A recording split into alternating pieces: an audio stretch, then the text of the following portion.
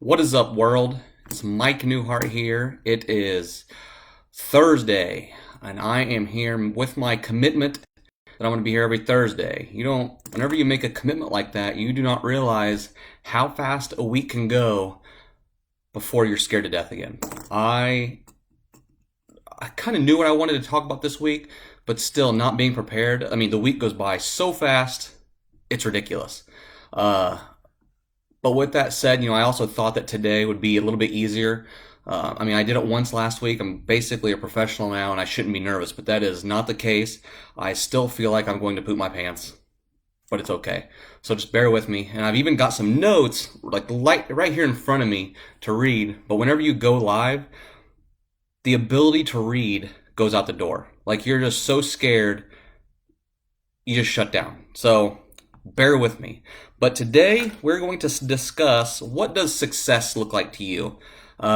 Success, happiness, and almost perspective. Like putting it all into perspective to see what your definition of success is.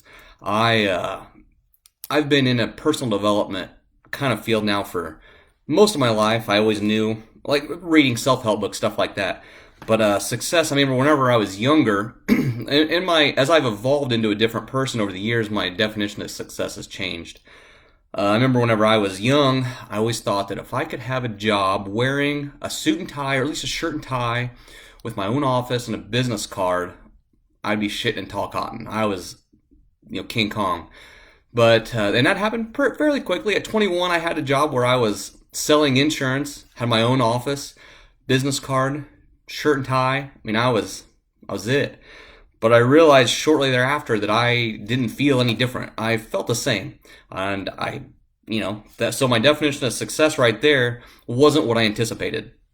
As I grew older, when I turned 26, I started my own small business, and I thought then I really knew what success was because I was my own boss, I was making money, I could work my own hours. And when I started my business, I knew, my wife and I weren't married, I didn't have any kids, but I knew that I wanted time freedom. I knew that I would have kids eventually, and so I wanted to be able to take them to the zoo on a Tuesday afternoon if I wanted.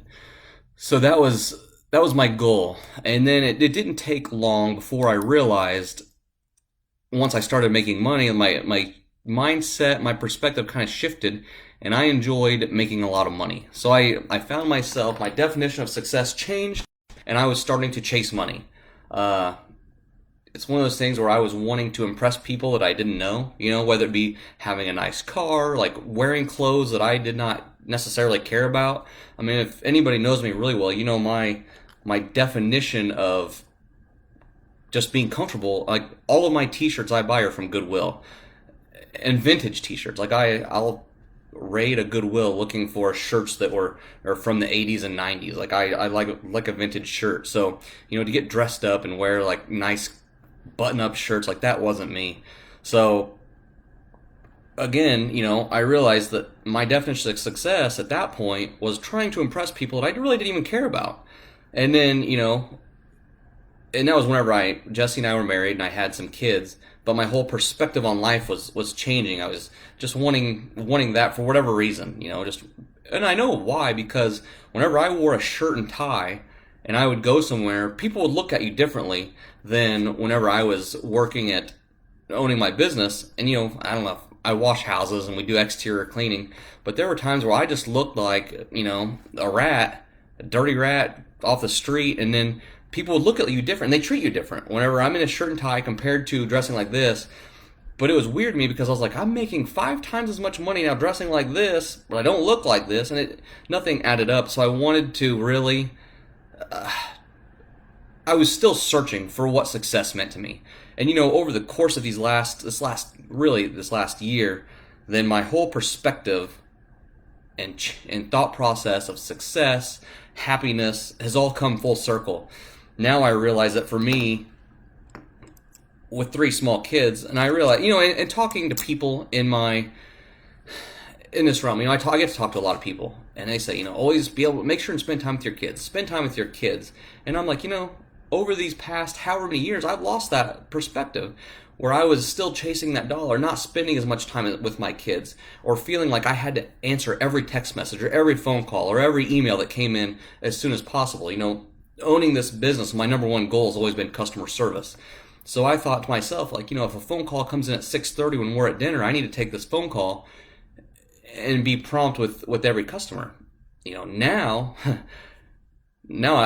customer service is still number one, but it's kind of been put on a back burner as my goals in life and my perspective on everything has changed. So, now, I wanted to take you through what like a successful day to me looks like. So my wife and I, we get up early. So like for me, I usually get up 5:15, 5:30, and I have a strict morning routine. And I'll probably do one of these on my morning routine eventually, but so for an hour and a half, I have a routine that I do. My wife has her thing that she does. And then not every day, but during the wintertime, every day I get to take my kids to school. To me, that is what I want. These kids are only going to be young for a short time. I want to get and spend as much time with them as I can. I'm very fortunate with the business that I own that I get to spend probably way more time with my kids than most dads do. But also, like I said, when I first started this business, I knew that was going to be a priority. So now, I don't know, I think my wife shared some pictures on Facebook, but the other night, my daughter turned 5 and we cooked this awesome rainbow cake together and put icing on it, and with all 3 kids participating. I'm like, this is what my definition of success is. I think about the definition of success a lot because, I just want to make sure that my priorities and my focus is where I want it. So like I said, my wife and I will take our kids to school, and then usually on Monday, Wednesday, Friday, my wife and I will go to a CrossFit class together. I've never been one to work out, but she got me into this CrossFit, and it's awesome. And not only is it awesome to work out, I guess, but also it's an activity that we get to do together, and we get to spend time together. That's another thing. I've put health as one of my number one objectives going forward in life.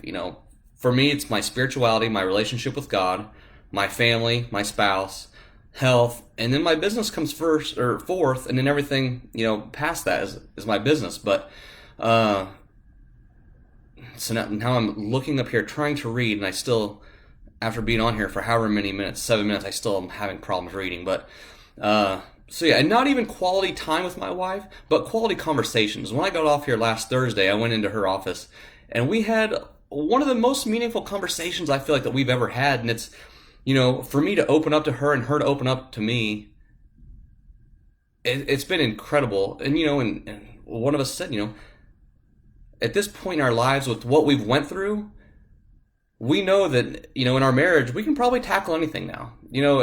I've heard somebody say once that you can't have a testimony unless you've went through a test. And I feel like with myself and with God and everything that I've overcome, that testimony is just a testament to God putting me through these tests over the years. And that's where I'm at now. So, do I know everything? No.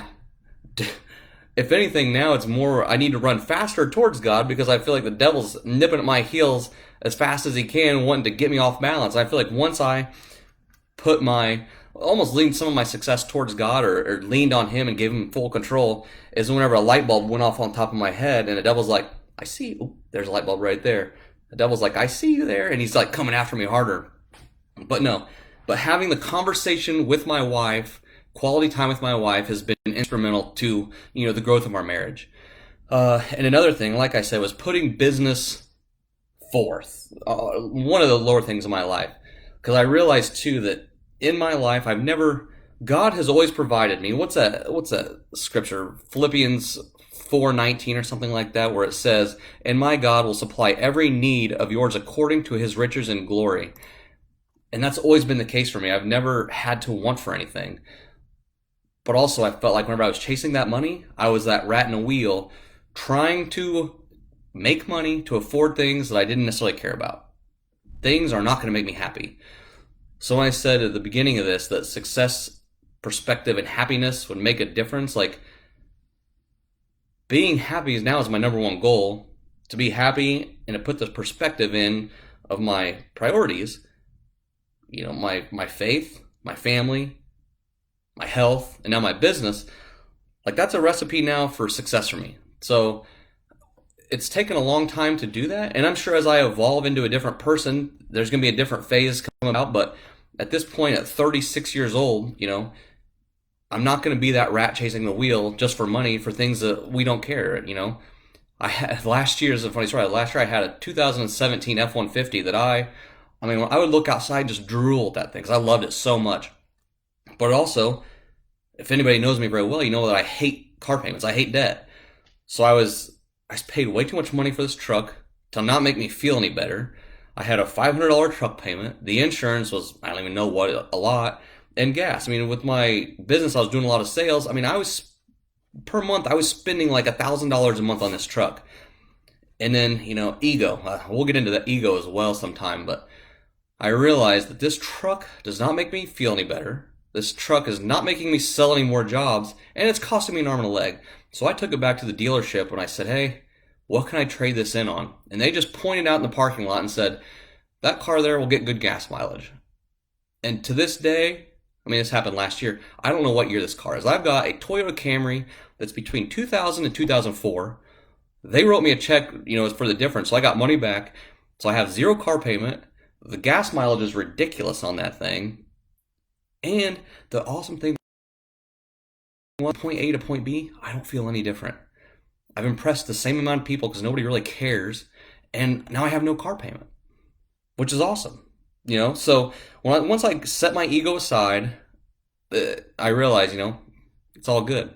But on the back to money, there's nothing wrong with making money because I thoroughly enjoy making money.